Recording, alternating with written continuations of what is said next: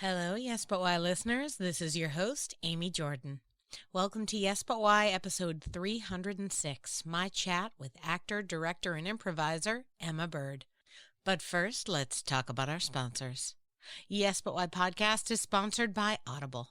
Sign up today for your 30-day free trial at audibletrial.com/yesbutwhy. I'd like to have a little shout out to all the people that are listening to Yes But Why on Audible.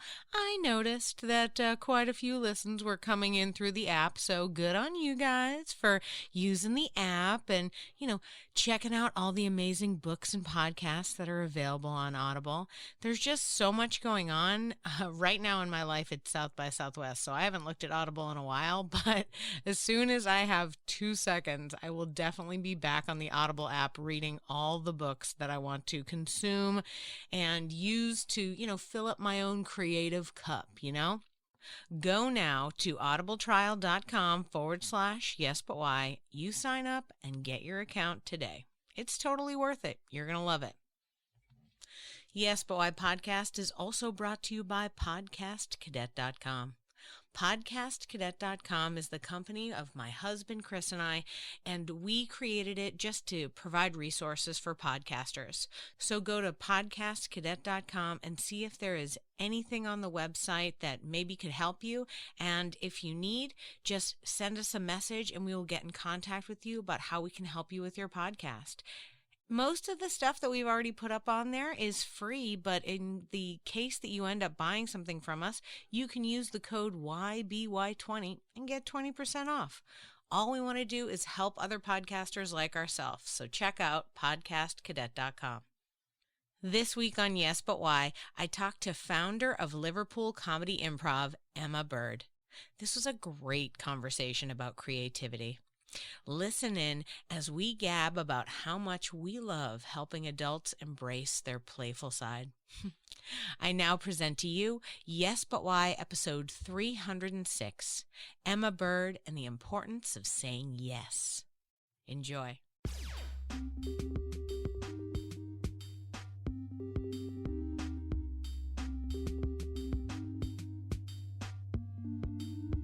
I'm Amy Jordan, and this is Yes But Why. Yes, but why? Yes, but why? Yes, but why? Yes, but why? Yes, but why? Yes, but why? Yes, but why? This is the Yes But Why podcast. I think I just made stuff up. So I wasn't so much into dolls and, figures that you'd play with. It was more imaginative play, I suppose. And but actually, and quite a lot of board games and card games as well. So me and my sister were kind of, we would, I think at one point we counted up, we knew at least 20 different card games. wow. I wouldn't know them now, but so we did a lot of, if I was out and about, like in the garden, in the outdoors, it was always imaginative play. And if it was indoors, it was, board games and card games. Yeah. Were you and your sister always playing together? Yeah, I mean, we get on really well and we're quite close in age. So we, she was like my best pal basically when we were growing up. And I've got everything to thank her for being my big sister. Well, it's nice. I get a lot of stories about, siblings that did not get along. So it's nice to hear about ones that did. I'm like, oh, that exists. Oh, wow. Okay, great. I'm so glad.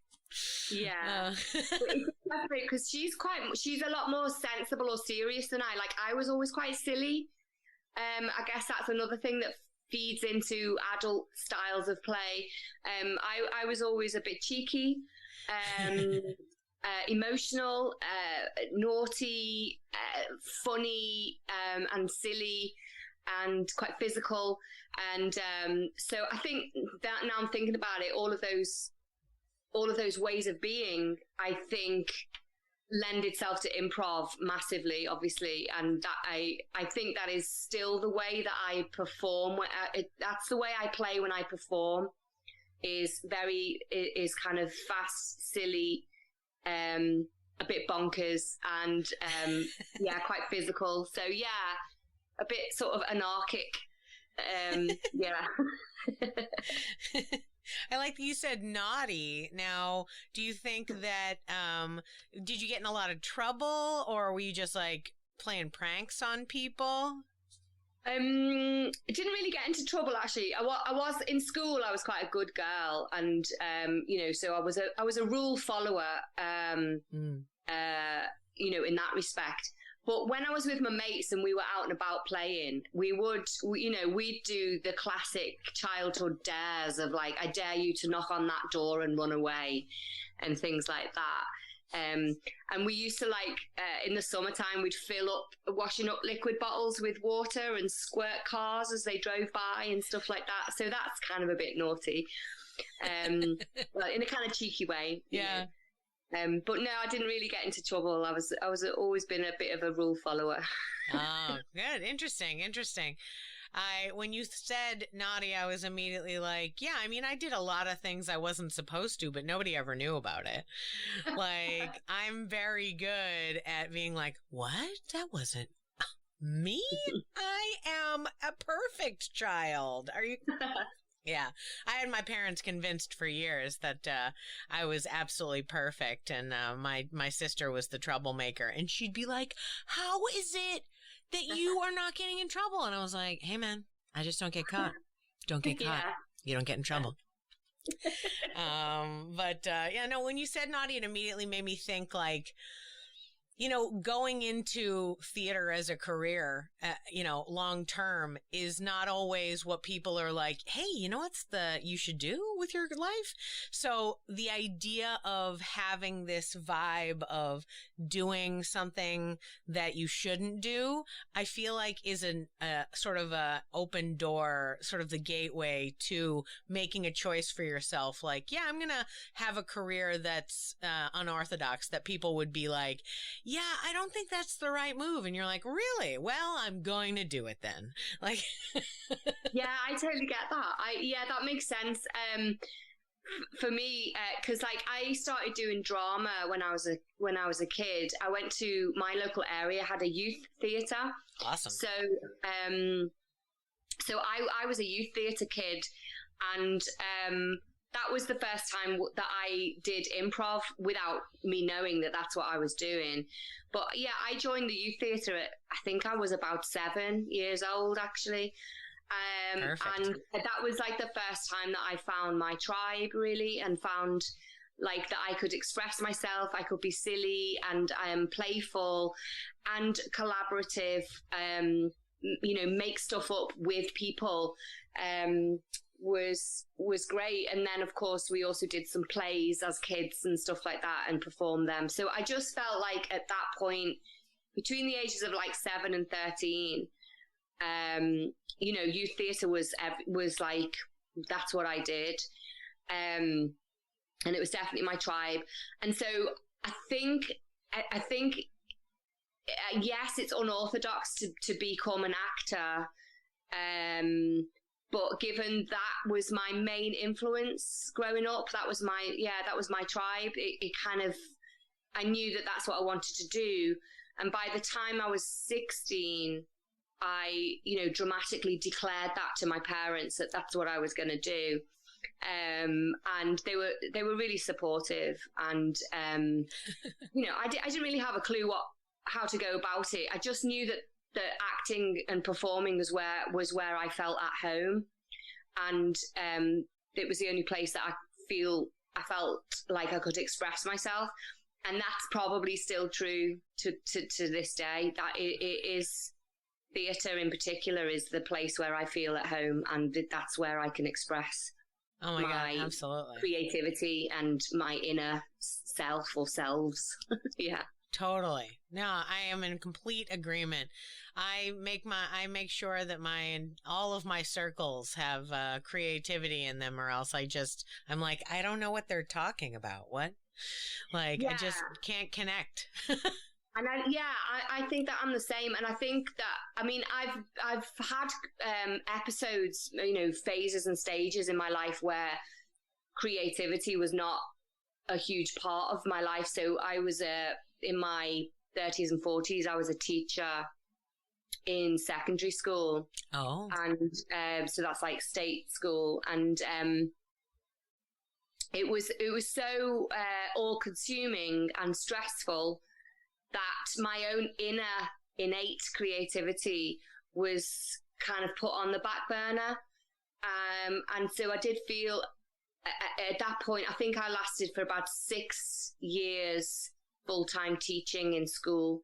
And then after 6 years, I was like, I'm just dying. You know, I don't have the energy or space mentally or physically or emotionally to be creative, to express myself, to perform, to create projects, to make theatre. I didn't have any capacity to do that. So I left teaching and went back into kind of freelance life of being, a much more creative person. Because so I have tried the conventional and it didn't work for me. It's good that you tried, though. It's important, I think, sometimes to try, especially when a lot of times, you know, I feel like I'm going to say society with air quotes here, but like when society says, oh, that, you know, you need to have a real job or whatever, you're like, all right, I'll try. Let's see how that goes. And then it's like, yeah, I don't know that really worked out, right? And here's the thing. There are some jobs you can get and then it doesn't take that much bandwidth and then you can go ahead and do like improv classes in the evening and stuff. And I get that and A+ to that. Like if you can have a job where you're like not mentally exhausted and then also you have the evenings to like do other things, great. Absolutely. Do whatever you want. Write that novel. Yeah. Get in that improv class, whatever it is, as long as you have that mind space. But yeah, teaching, like it is an all encompassing, like full emotional roller coaster, no matter what you're teaching. So the idea that you're in school all day, yeah, I can't imagine. You're like, I'm going to go to sleep now. They're like, it's 3 PM. You're like, yes, that's correct. Like, it's just so, there's so many people, there's so much put upon. I mean, my mother was a teacher, so like my whole life is like, hey, I get it. Like teachers, they get the brunt of it. Every bit of it. And nobody cares about them, like at all. Like they're doing the hardest, most important work of anyone. I mean, I guess other than doctors, you guys are doing great, but like teachers had to teach you how to be a doctor. So I'm just saying they're better because they have to create everything, right? And yet we like, you know, they're like scum on the bottom of our shoes somehow. I'm like, what? Why are they not making CEO money and like every day we have like a teacher parade where we just go like, oh my God, they're amazing. You're great. Like throw them candy. Like, you know, they do everything for us. Yeah, they do. And it's something that I really love. I mean, the main thing that I do now is teach, but I teach adults and I teach improvisation. So they're the sort of, for me, that's the criteria that I feel really happy with. Yeah. And that I've created this sort of small business that feeds improv and feeds teaching, because both of those things I love. And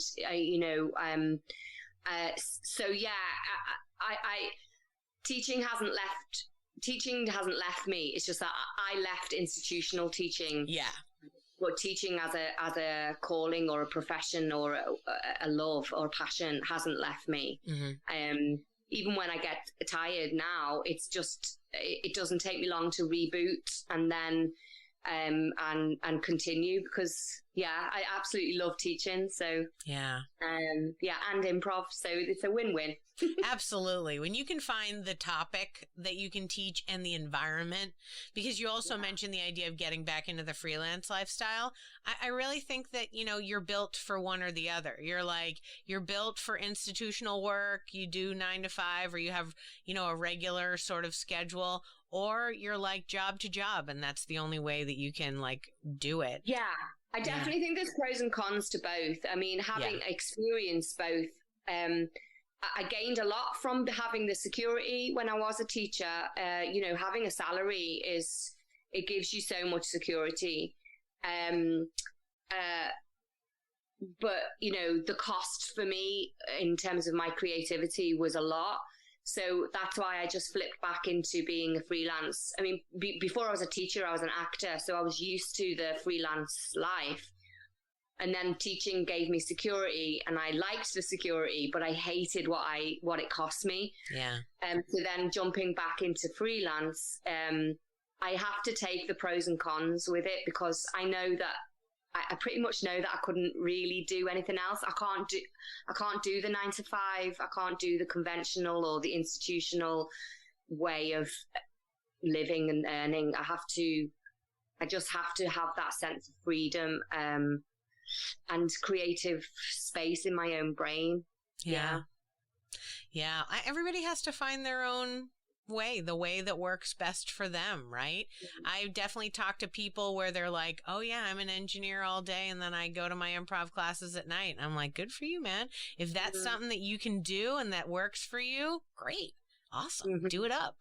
And, one of the girls that is in my writing group is like a scientist during the day. And it was all like, scientist during the day, novelist at night. Look at you. Like, but hey, it's whatever works for you. And you have to find your own little corner of the world. I'm glad that you found a thing that works for you. Yeah, I mean, it sort of came out, Liverpool Comedy Improv, my improv school just came out of necessity.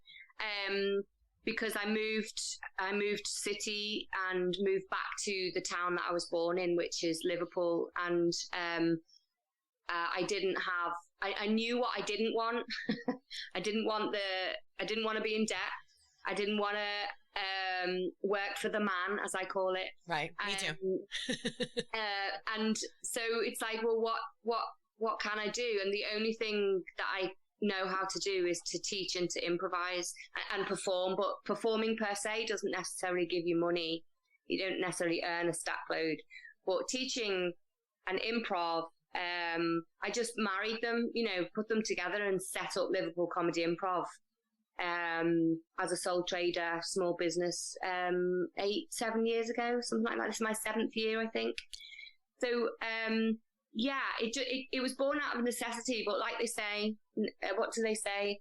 Invention is something of necessity. I don't know, something about necessity and invention. Right. Necessity is the mother of all invention. That's it. There you go. That's totally. That's exactly right. Absolutely. Yeah. I was like, wait, it's about how if you need something, you make it. Okay. Yeah. Right. Yeah. And another little phrase that I love is "build it and they will come," which is a similar kind of thing. It's like if you make something, if you build something, make something happen, then people will come. That's borne out for me anyway. If I want to make theatre, I make it and people come. If I want to, teach improv, I make it happen and people come. So it's like, I do believe that, build it and they will come. Yeah, absolutely. Absolutely. That's a tough one, because in the world of like marketing and there being so much out there these days, especially now that we have access to literally the whole world with this little device. Thanks, makers of Zoom. But like, it with this ability, it seems like a lot of people are trying with marketing first, content second. And it's like, no, you have to create something that you love, because your love is what draws them in. Lots of things are funny. Lots of things are good. There's, I don't know if you know, lots of famous people do improv too. They tend to flock to those. It's like with the podcast, people are like, what do you think about when famous people are doing podcasts? Are they taking listeners from you? And I was like, yeah, but they're famous people. Like that's their thing. They built their whole career on that. It's cool. I don't begrudge them that. Like, why not? And also, if it's like, if you're listening to them and me, good for both of us. Yeah. Like, please get more perspectives on creative minds. Like, you need to understand where we're at right now. People don't think about the other options that they have in the world. And to be honest, right now, I would say my audience is a niche audience of people who are already probably convinced. Whereas when a famous person talks about how maybe it would be an interesting idea to do improv, some people might listen that wouldn't wouldn't know. So I'll take it. Please. Famous people, keep talking about improv. I'll take it. Like, you know, I'm never going to be like, you know, every single time I'm listening to Dax Shepard talk about the Groundlings, I was like, heck yeah, get more people involved in making comedy and like doing this kind of stuff and get them excited about it.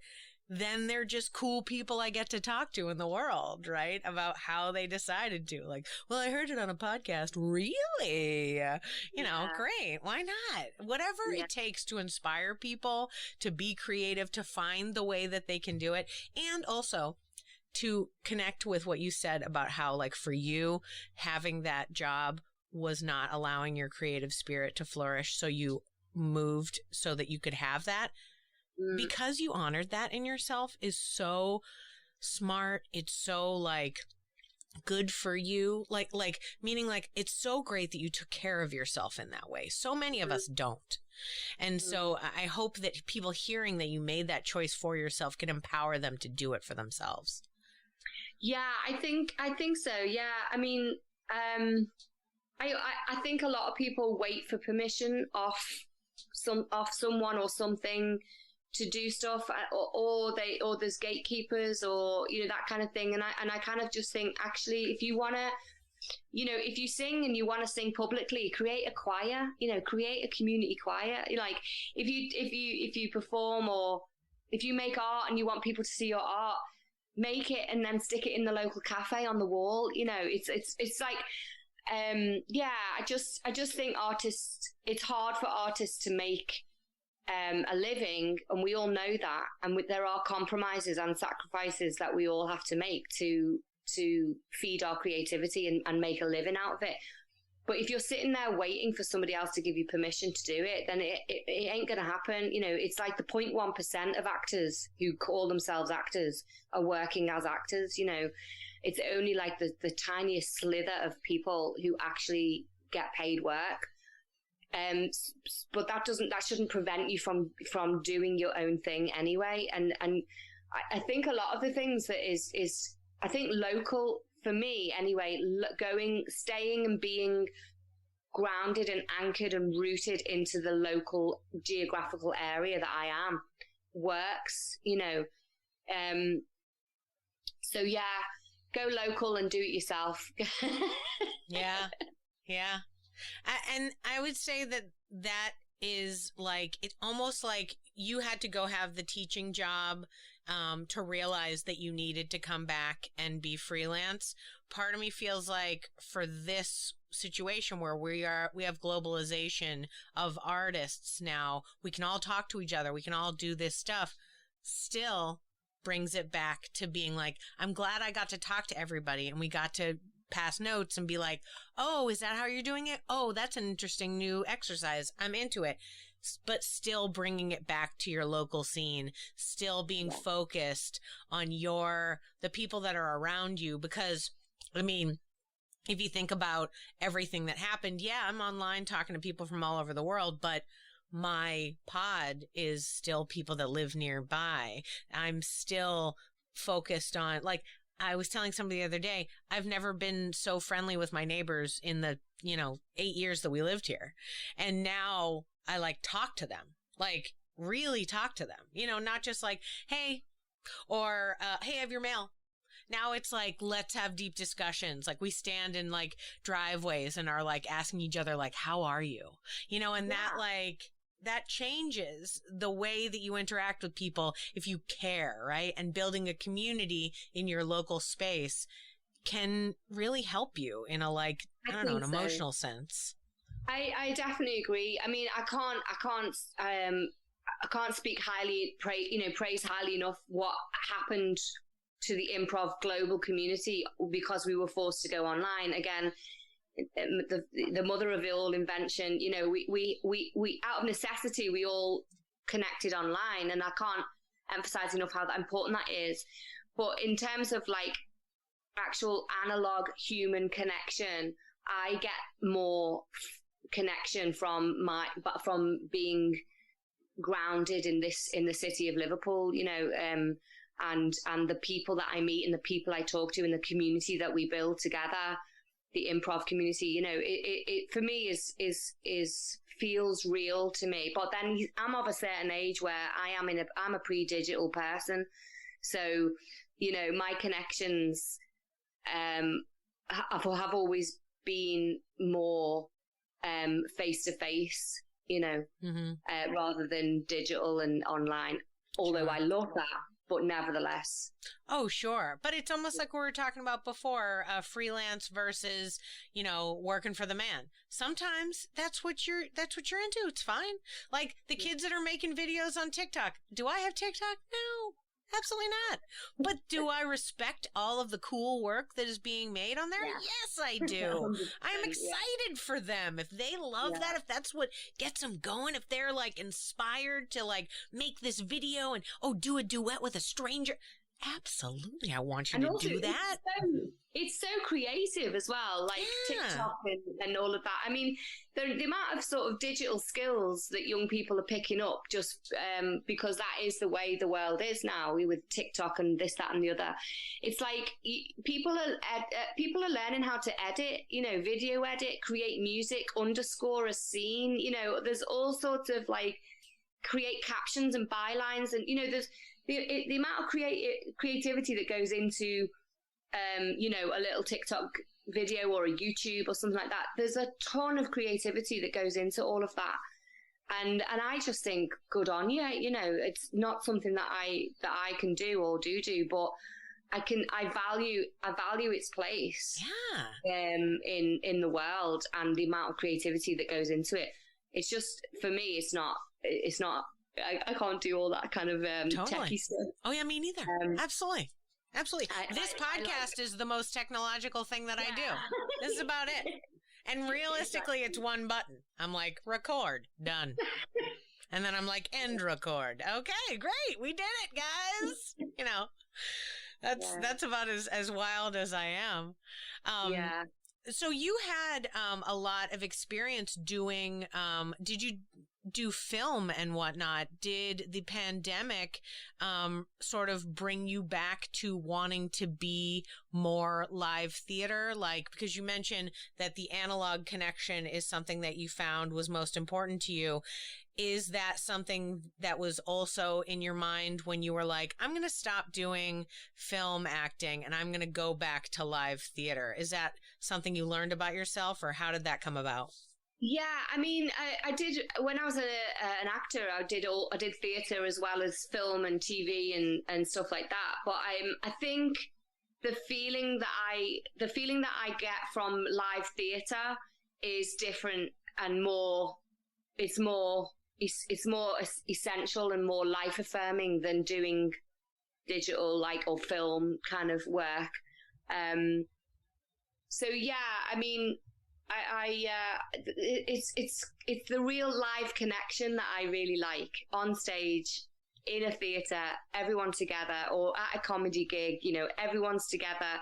It's really visceral, you know, and I really like that aliveness of live theatre or live comedy. Absolutely love it. Yeah. I like, you know, that moment when you're in a theatre and everyone's humming and buzzing and sitting on their seats, and then the lights just kind of fade, and you know that the show is just about to start, and like I still get goosebumps now of like excitement of like what is this show that I'm going to see, you know. I just get that buzz and that frisson, you know, from that environment.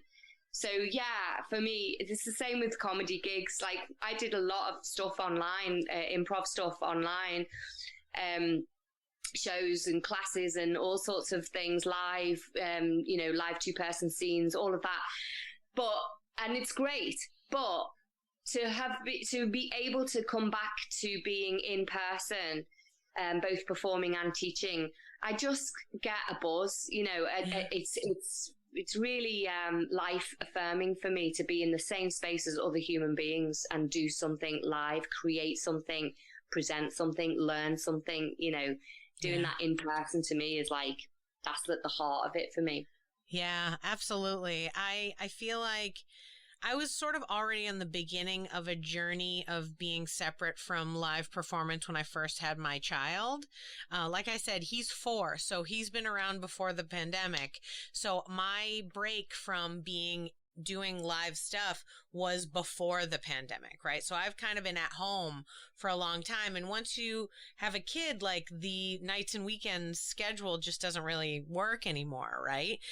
But man, doing all the online stuff, not even remotely being able to do a live show really reminded me that that's what I want to do, that live, in person, anything. Like, I will host a show. Is it a corporate show? Great. I don't care. Give me that microphone. I'll talk to those people in that room. Anything where we're physically in the same space with each other is what fills me up. Like, that energizes me like no other. Even talking to strangers these days, just a stranger chat is my like excitement. Like yesterday I got my hair cut and I spent like 20 minutes before the thing chatting up the receptionist. And then when I had to go with the stylist came over to pick me up, I was like, hey, great chat. Really good. Because like, you know, some people are afraid to talk to strangers first before the pandemic. And now they're afraid because they're all got the virus, right? So nobody talks to each other, but God, I love talking to strangers. Yeah. I love talking to them when I'm on stage. I love talking to them when I'm off stage. Please let me get you into a conversation about literally anything. And, you know, I don't know if I would have, because I have an agent too. I do like film and TV acting, mostly small, tiny little things. But the thing that really jazzes me is that in-person stuff. And I had to be away from it to kind of realize, oh, yep, that's the thing. That's where I need to put my effort now, is that situation. I feel like I'm having a personal epiphany in the middle of this whole thing. I'm like, oh my God, I do want to do this. Yeah, I think there's a real desire for it, for human conversation or human liveness.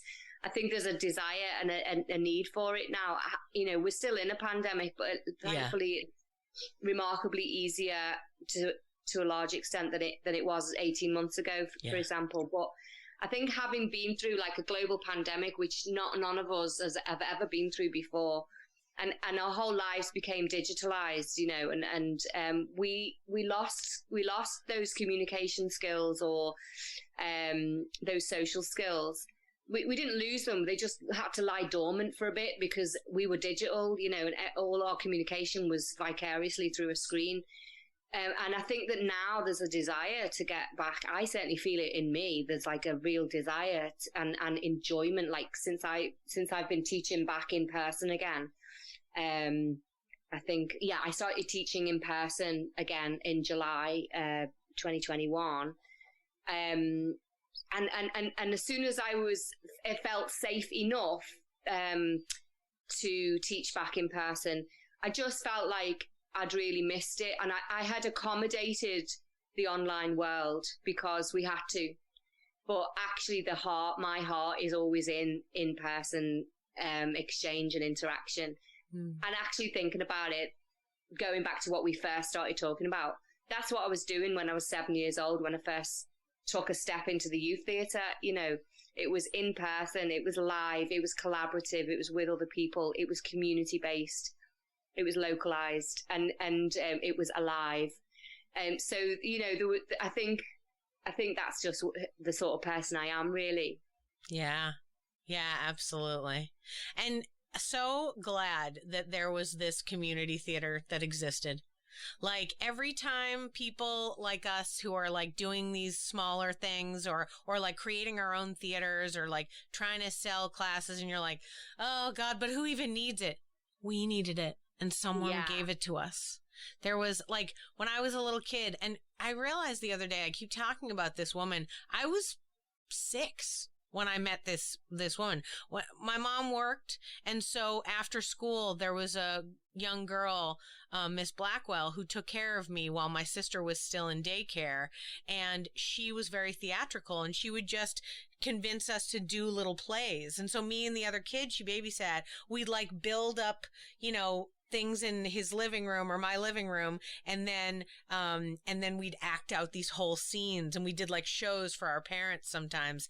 And if not for Miss Blackwell, I mean, who knows if I'd even be doing this, but it was so like, this is the best. I love this. And like, that matters. Like, I've tried to find her. I don't know where she is in the world, but it's like, that was so formative. That was exactly what I needed. That was like, thank you to everyone out there teaching children and like creating space for kids to find their tribe, like you mentioned. Like, we need that, and we need it early. And so, and we need it as adults as well, because you're so right. It's like those formative, when we're young and we have those formative experiences, those people, whether they're teachers or community members or whatever, we've everything to be grateful to them for showing us, for me anyway, showing me creativity and self-expression. I'm ever grateful for that. But I also actually think more and more that as it's so important for adults to have those experiences as well, because as adults we spend so long adulting because we have responsibilities, we have bills, we are socially and politically aware, and that's hard. So, I think to have those community theatres or improv schools or dance schools, art classes, whatever it is, that enables adults to find their inner self-expression and creativity and playfulness. In terms of improv, we're enabling and helping adults reconnect with their playful spirit. And I think that is more important than ever, especially coming out of a pandemic. But even before the pandemic, I've always valued, when I first started learning improv as an adult, it was the only space in a week, this is whilst I was teaching. So going to an improv drop-in class when I first started was the only place for 2 hours every week that was for me as an adult to play and laugh and create and imagine and all of that stuff.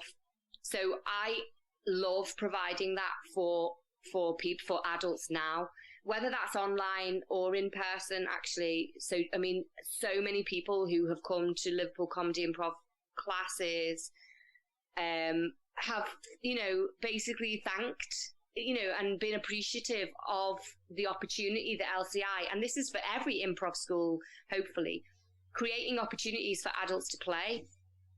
It's really rare, Yeah. And it's essential. Yeah. And a lot of times you don't realize how much you need it. They think, oh, well, I can't play. I'm an adult now. This is not something. And it's like the discussion I feel like we've been having for the past couple of years, work-life balance. Like you need to balance. Your work is not everything, especially here in the U.S. There is a intense toxic culture related to working with reference to like work hard, work all the time, hustle. If you're not working, you're dead. It's like, guys, like give yourself a break just for a second. It's that phrase, isn't it? We should work for life, not we should work to live, not live to work. You know what I mean? So we work in order to live, in order to earn money to live, to have leisure time, pleasure time, all of that time. That's what we should be working for, rather than living to work, which is a very much a kind of US and UK mental attitude towards work, productivity, effectivity, all of that stuff. And it's like, really? But what are we doing it for? Yeah. If you're like really doing important stuff, like, hey, people who are running nonprofits that are saving children from child abuse, please work all the time. That's fine. I support you. I will call you and tell you you're pretty all day if that's what you need. Like, no problem. You're doing the important work.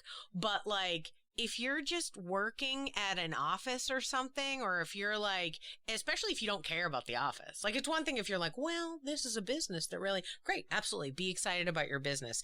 Love where you're working. You should, but you need distance in the same way that you need distance with relationships and friendships. You know, you can't spend all your time with your spouse or with your best friend. You need time with this person, time with that person, a little bit of this, a little bit of that, like, or even food. Like, you can't just eat the same thing every single day. You got to change it up, or else it feels like it's stale, you know? And if that's how it feels with food, it definitely feels like that with work, you know? So you got to give yourself some space to do different things. And I feel like people don't give themselves, I hate to use the word self-care, but like, you need to take care of yourself and give yourself a moment to think about things. Like, about in whatever context that might be, whether you take a yoga class or an improv class, or, you know, you like to go to church. Great. As long as you take a moment to give yourself a break and just sit there quietly for a moment, or doing something, you're painting, whatever it is, just to break from the cacophony in your head of like, gotta get this done. Oh my God, oh my God, oh my God, oh my God. If you don't take the break, like, how do you even appreciate the work that you did? Yeah, and I think a lot of mental health problems and well-being problems and all sorts of things, a lot of breakdowns. You know, a lot of things can happen if one doesn't take that time for yourself. I mean, I'm biased, and I think improv is the key and the answer to everything. Oh, me too. You know, but a lot of people do say that, like, you know, coming to classes, improv classes is like the one thing in the week that they look forward to. It is that break. It is that time and space for them just to be funny and wacky and connect with other people and creative. That's what it was for me, and I know that that's what it provides for many, many people who, you know, are under a lot of pressure to keep working and keep being productive and effective and all of that, and earn the money and pay the bills, all of this adulting that we have to do. Yeah. It creates a lot of, it's like a pressure cooker, you know, there's a lot of stuff being put into this pressure cooker, and you've got to have that release. Otherwise, you know, I think people suffer mentally. Absolutely. Absolutely. Or have breakdowns in lots of different ways. Sometimes it's as easy as like, oh, she's crying, or like, oh, she quit that job because it was, you know, taking too much away from her. But then, I mean, the last couple of years, I've noticed people are popping off way more intensely than they ever were before, because the pressure cooker now contains this like reminder of mortality on a regular basis. The pandemic has been an awfully toxic ingredient to add to the pressure cooker. Yeah, it really, you know, does take its toll on many of us. Yeah. Not feeling safe, you know, is such a thing. Like, humans and animals have to feel safe. Yeah. And if we don't feel safe because we're living in a pandemic, I think that just adds a real toxic anxiety ingredient to the pot. You know, and it's something that I think improv can really help with, or any creative artistic form can really help people deal with living in a pressure pot and living with anxiety and all of that kind of stuff that, a lot of people are feeling. Yeah. Yeah. Even if you're like, oh my God, there's no way I'm getting on a stage. Like, what are you talking about? I like watching improv, but I am not going to do it. And I hear that from people sometimes. And I'm like, listen, just any way that you can get a release. I mean, like the morning pages of the Artist's Way, just literally writing 3 pages or something in the morning when you first wake up, just like emptying your brain of whatever. It's just helpful because it helps you clear out the clutter. So you're like, okay, now I'm ready to start the day in that way. Like, and that doesn't have to be creative at all. I mean, like, when I was doing them, I was just basic household things I was worried about. Like, oh man, when am I going to get this done? What's going to go on? Da, da, da, da. How am I going to ever do this? Was anyone going to read that? Is that like a story I'm writing? No. But did it clear me to start my day, yeah, like it really helped. You know, I was doing it a lot in the early days of having the baby when I felt like there was no creativity in my life.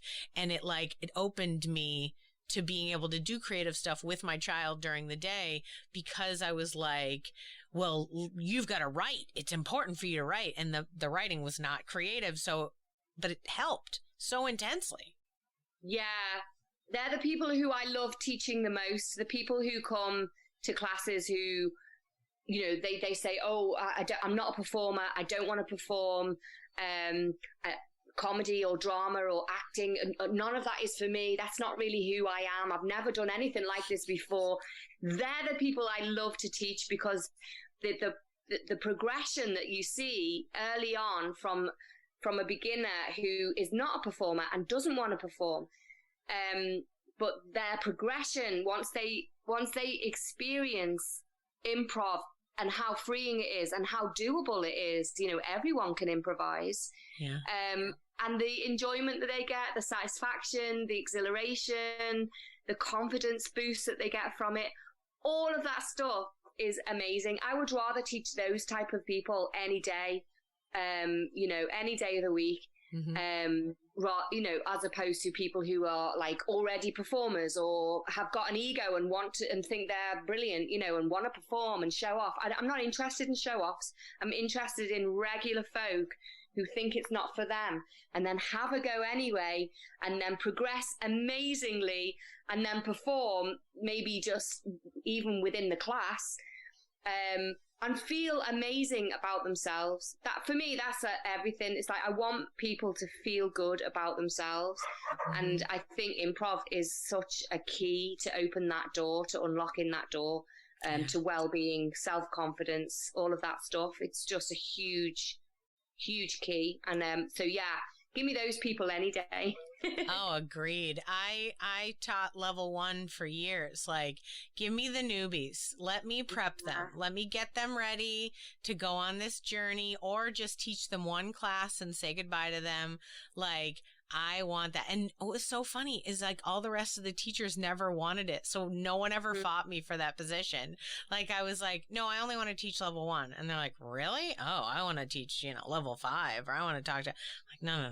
I don't want to talk to you about how, you know, to nuance something, or like, oh, you've done this for 20 years. Let's talk about it. And don't get me wrong, like, I would be happy to teach advanced students. I have certainly thoughts and could help them in whatever way. But yeah, there's something about the magic of the newness, the magic of being the person who can convince them that they can get through it. You know, it's like, that's one of my superpowers, is that like people trust me quickly. And so I take that seriously, and I'm like, I will take care of you. In these 8 weeks, you are safe here.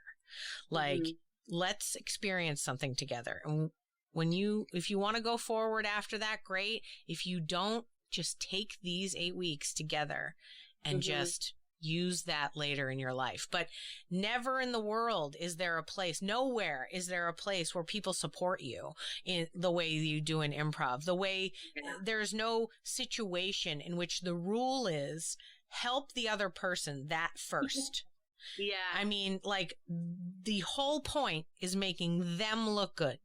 You know, and I tell all of my classes, the first thing I always tell them is, you know, that this is safe, I'm safe, but the only way this really can be safe is if you guys are safe to each other.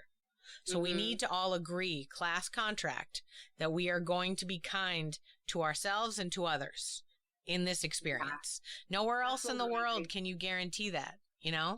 Yeah, 100%. And I think that's why it's so powerful as well, improv. I mean, in and of itself, as a creative art form, I think it's wonderful and amazing and beautiful and funny, all of that stuff.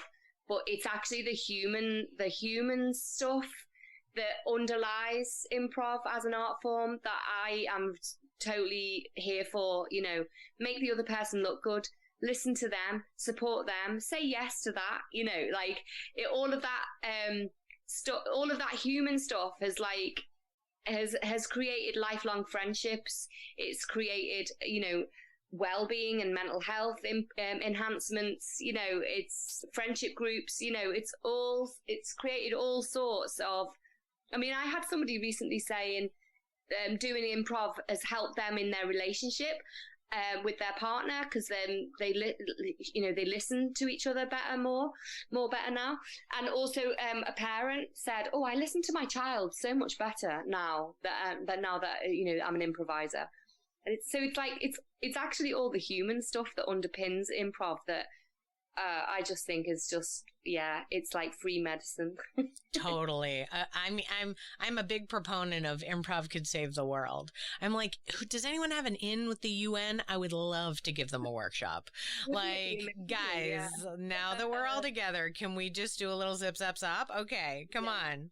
Get into it, Germany. Come on. You know, like, because, you know, there are so many people in intense jobs, like doctors, for instance, the beautiful program that Alan Alda started to help doctors get better at communicating by using improv. Like, these people are intelligent, amazing people. They have chosen a career to help the world, and that is honorable and great. But unfortunately, the schooling and skill set required to do that job isn't the same one that is required for them to get anyone to listen to them about their new science that they just invented, or like new thing that, oh, by the way, I figured out how to do this one operation. No one's ever done it before. And it's like, if there isn't a little PR and PR in sort of an improv, you know, I need to speak to people kind of way.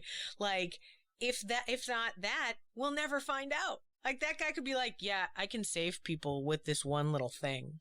Can I tell you? No? Okay, that's fine. I'll be quiet now. Yeah. Or they tell people and not listen to, you know, their ideas. They get a no but, you know, rather than a yes and. Yeah. Oh, yeah. Oh, we live in a no but world for sure. Though there is a part of me that's like, always kind of happy that improv is uncool. Like, I'm like, it's cool. Not everyone has to do it. I prefer it to be a little punk rock. Like, I'm not interested in it becoming mainstream. I mean, don't get me wrong. The Whose Line Is It Anyway show in Las Vegas was like exciting for me because it felt like it was like, oh, okay, a few of these people might see something that they did not expect. Like, and the people who like brought it to TV, good for you guys. Like, way to find a way to make it happen, get it out there. They knew it could save the world. And they were like, how do we do it? How do we do it? Ooh, TV. And that, it was great. You know, every time I see it, I was like, you can throw shade at whoever you want in that crowd over there. But, you know, they did a service. You know, how many people do I talk to in the U.S. who did not even know what improv was until Whose Line Is It Anyway? I'm like, you can love or hate Drew Carey all you want. He helped. It's the same here. I mean, improv is much more well known generally in the States than it is in the UK, although that is changing. But I have to say, as a very quick shortcut to getting people to understand what improv is, I'll say, did you ever watch Whose Line Is It Anyway? And they'll go, oh, yeah. And I'll say, well, I teach people how to do that. Yeah, it's a great shorthand. It's the quickest shortcut way of explaining it. Obviously, we know there's a lot more to it than that, but just in terms of trying to communicate your craft to other people who don't know about it, because it is very niche, you know. Yeah. A lot of people here in Liverpool's a really funny city. You know, everyone's a comedian. But it's stand-up, you know, it's not improv.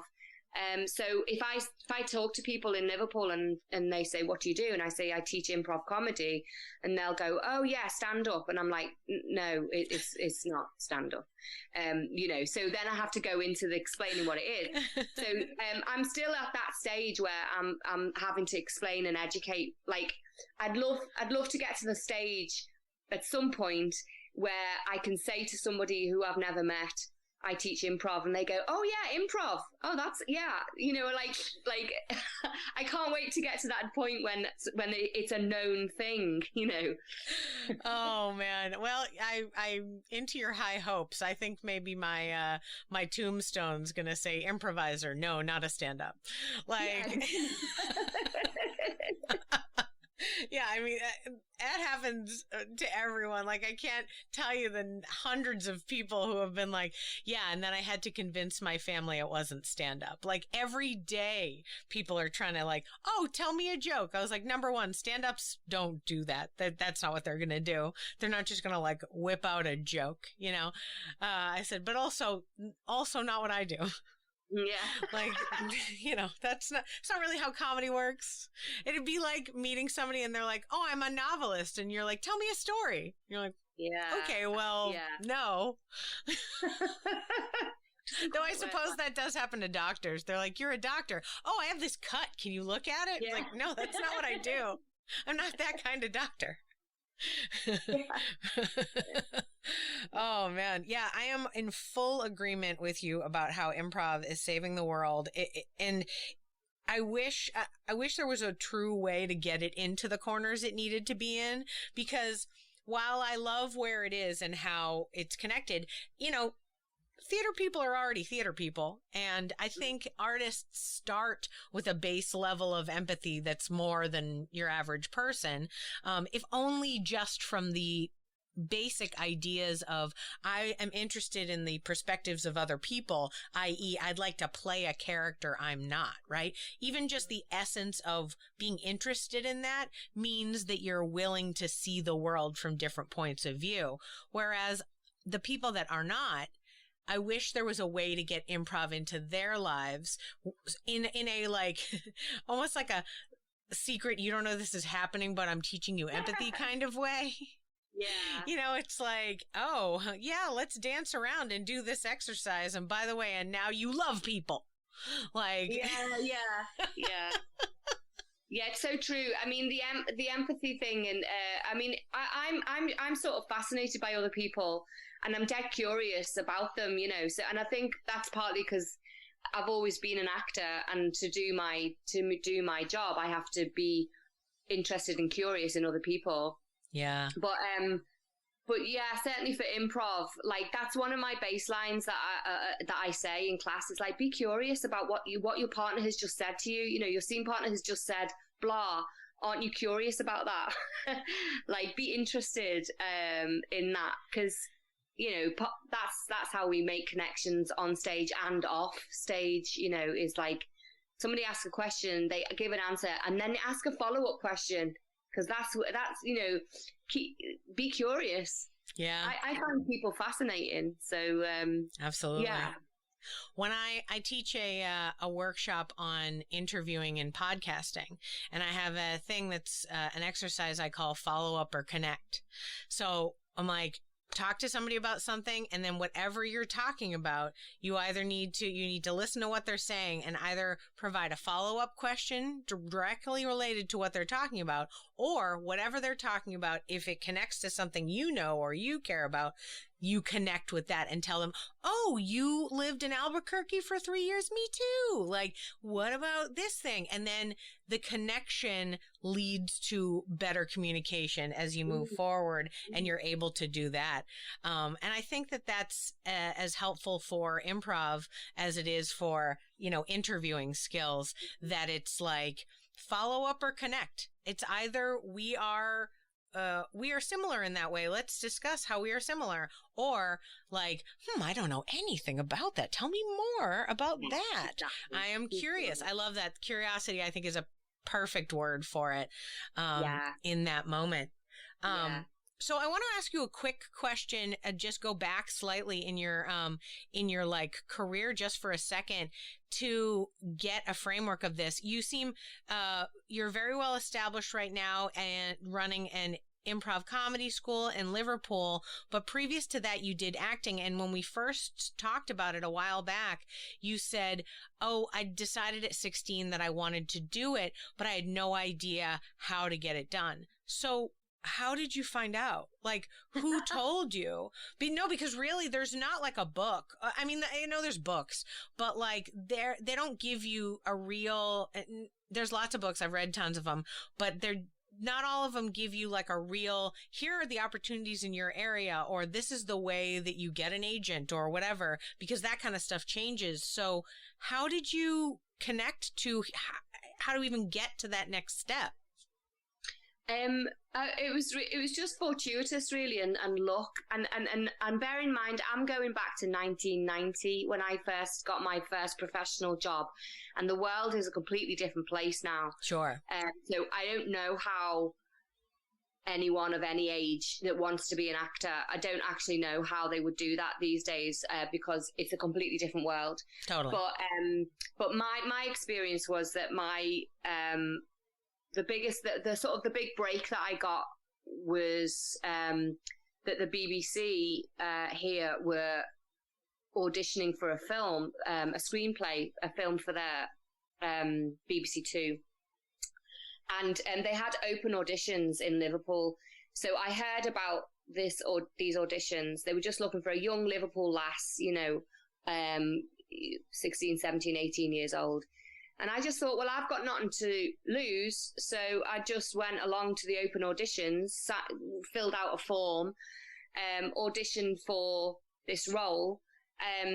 And I got lucky, and I got recalled 6 times for the part. And then on the 6th audition, they said, okay, you've got it.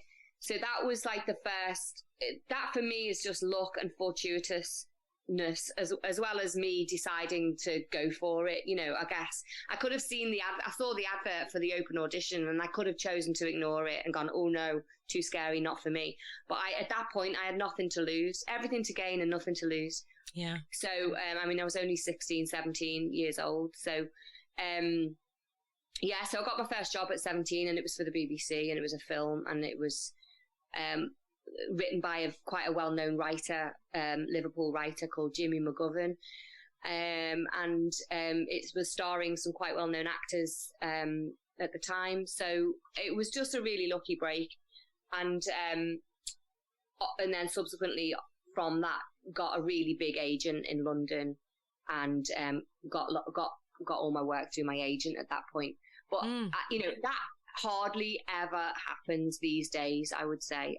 I mean, to be picked up off the street, audition, get it, and then get a shit hot agent, I don't think that happens very much. So I think I was just like, the stars aligned at that point, and I just got lucky. Yeah. I mean, I appreciate that you're like, the world is different now, but realistically, I think that taking a chance and it working out and then the agents follow is something that happens. Think of the YouTube stars that they're just sitting in their house singing a song with their guitar, and somebody sees it and says, hey, wait a minute, this kid's pretty good. And then it goes from there. So at the end of the day, it's just accepting the opportunities that are put in front of you, putting some effort into it, Yeah.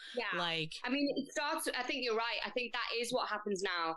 It happens digitally. So YouTube or TikTok or something where people are noticed because they're putting their creativity into the digital platform. I existed before the internet, so that didn't happen in that way. But I think you're right. I think the thing that underpins it mostly is the importance of saying yes. So I said yes to myself, to going to this audition. It's like I might have been scared. I might have been pretty unconvinced that I was in it, had a hope in hell of getting it. But I said yes anyway. And I think that's probably the same principle still stands today. If an opportunity comes along, say yes. Unless you feel it's exploitative, then say no. But sure. if it's an opportunity to try something, do something, say yes. And second to that, make it happen yourself. So make a YouTube channel, do it yourself, and then. But yeah, I think actors have to be very driven, very ambitious, very driven, and have to handle rejection very, very well. So yeah. I think it's a tough world, I think. Yeah, certainly it's definitely different, but that's why I wanted to connect your story with, a similar way that it happened, because you're right. It really just is about being open to it, saying yes when the opportunity happens, and, putting yourself out there so that people see you and like notice what's going on with you. It's not always everybody's I'm going to hand you this job or that. I mean, that happens so rarely. Most of the movies I've ever been in are just friends of mine who have been like, hey, you want to do a thing? Love it. Yes, absolutely. Yeah. And you say yes to that. You say, yes, I'll do that.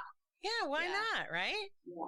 Awesome. So one final question, and then I'll let you go, which is, you do so much to help other people. You're building a community. You're helping other artists to achieve their creative goals. And in this conversation, we've talked about how we need a work-life balance. What are you doing for yourself to creatively fill up yourself? What are you doing for you to make sure that you have all of your creative faculties to give to your students?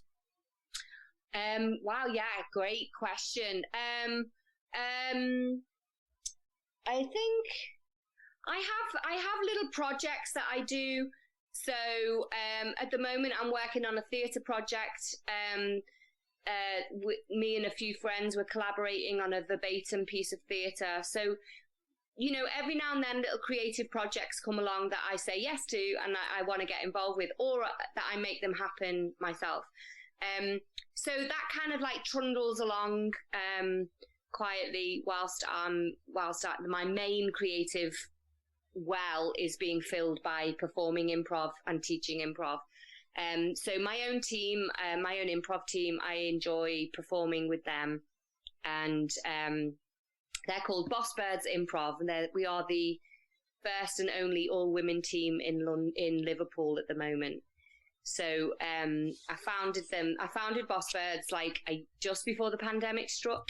So we had one live gig and then pandemic, so then we went online, and then we just sort of lay dormant for a while because we were all exhausted. So now we're back in person. We're doing monthly gigs. So for me, that's just really joyful because that's my playtime. So yeah, I perform with my team. I do little theatre projects on the side, and all of those things fill my creative well. And also, I mean, completely unrelated, having a puppy is actually, it's exhausting, but nothing to do with improv, and it fills my well in a completely different way. It's like got a little furry friend that I have to take out and walk 2-3 times a day, so that gets me out in nature, into my local parks, down to the River Mersey. So that fills me up because it's just me time, mine and my dog's time, so that kind of restores a bit of work-life balance. Yeah. I feel like pets were a big deal in the pandemic. People really realized how much taking care of an animal can help you take time for yourself. And like you said, connect with nature, like awesome. You have a reason to take a walk every day. Awesome. How good for you. Amazing. Yeah. And I feel the same way about my kid, that he makes me creative in ways that I would never have thought of myself as a visual artist in any way. Not even a little, right? No drawing, no painting, none of that stuff for me. But I have to do crafts constantly with this child, right? And so I've figured out crafting. I figured out what I like about crafting, and then what I learn from that, I find I bring back to other parts of my creative, bring back to podcasting, bring back to writing, to performing, oh, okay, maybe it is a little helpful, right? Oh, man. Right. Yeah. Emma, thank you so much for taking time out of your day and chatting with me and going deep. We just really got in a nice, good, deep talk there, and I feel great about it. So thank you so much for being on the podcast. It's a pleasure. Absolute pleasure. Thank you. Thank you for listening to Yes But Why podcast. Check out all of our episodes on yesbutwhypodcast.com or check out all the content on our network, HC Universal, at hcuniversalnetwork.com.